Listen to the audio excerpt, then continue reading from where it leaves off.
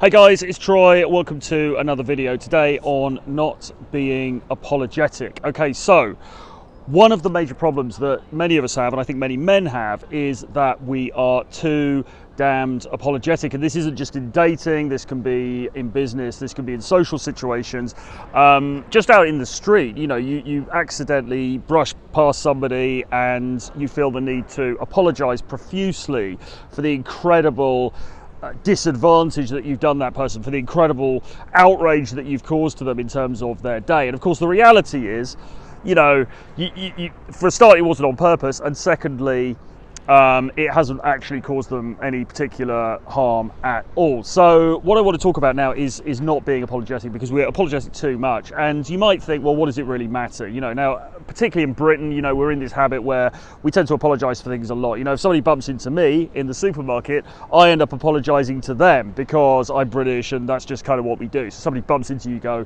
oh, sorry, mate, you know.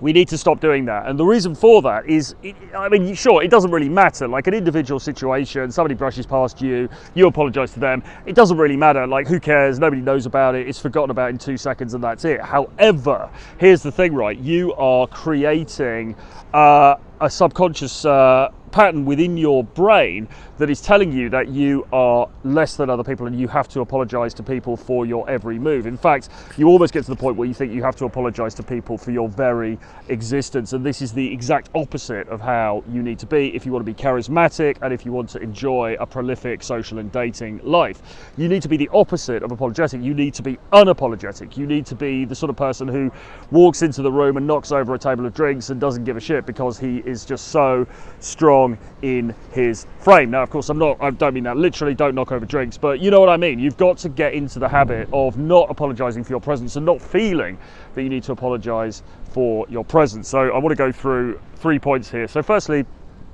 you need to realize that you're important, okay? So a lot of this comes down to, I think, the fact that we just don't think we're that important. We just don't think, you know, and as I say, again, I think this is very deep in the British psyche. I'm not so sure about other countries, but we almost feel like we have to apologize for our existence, that we kind of don't really have a right to be here, and so therefore if we do anything that seems to violate a social code even slightly, we feel that we have to apologize for it, and we don't. So firstly, realize that you are important, and as I say, I mean, really, you want to get to a point where you feel like you are unduly important. You feel like you're more important than perhaps is merited, because extreme confidence is always an attractive trait. So realize you're important.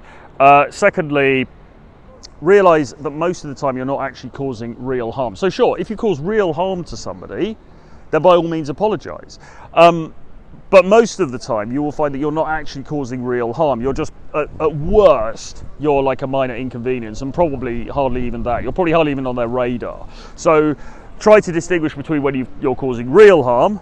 Of course, firstly, try not to cause real harm, but if you do, inadvertently, then yes, maybe consider apologising for that. But in most cases, you're not, so therefore no apology is merited anyway. Yeah, and therefore don't apologise. Recognise that in most situations that you get into, no apology is actually needed anyway. You know, and as I say, I want to encourage you to become unapologetic. I want to encourage you to be the sort of guy who just walks through life in a sort of always blasé kind of a way, and it doesn't think apology is necessary. Now, I'm aware that some people are going to say, well, that's going to make you a dick, and you know, people are going to dislike you and everything. Well, yes, that's true, but think about it like this: who is more attractive? Is it the brash guy who just saunters through life and come what may and expects people to sort of kowtow to him?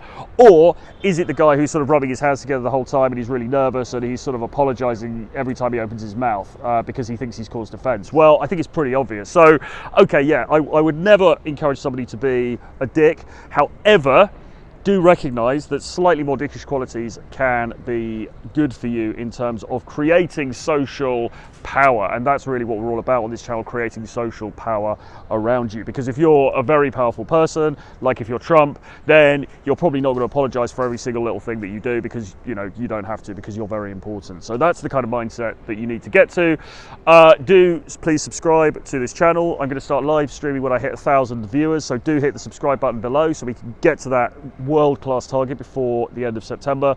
Do subscribe to my email list, free article coming out by email every day to your email address during the week, so the link is below. Subscribe to that, and I've got 11 books on dating and game and seduction and all of those cool things in a bundle called the Renegade Dating Blueprint. It's worth $250, but you can get it for just $39 at the moment on the link below, so do check that out before the price goes up. I will say goodbye for now. Bye bye.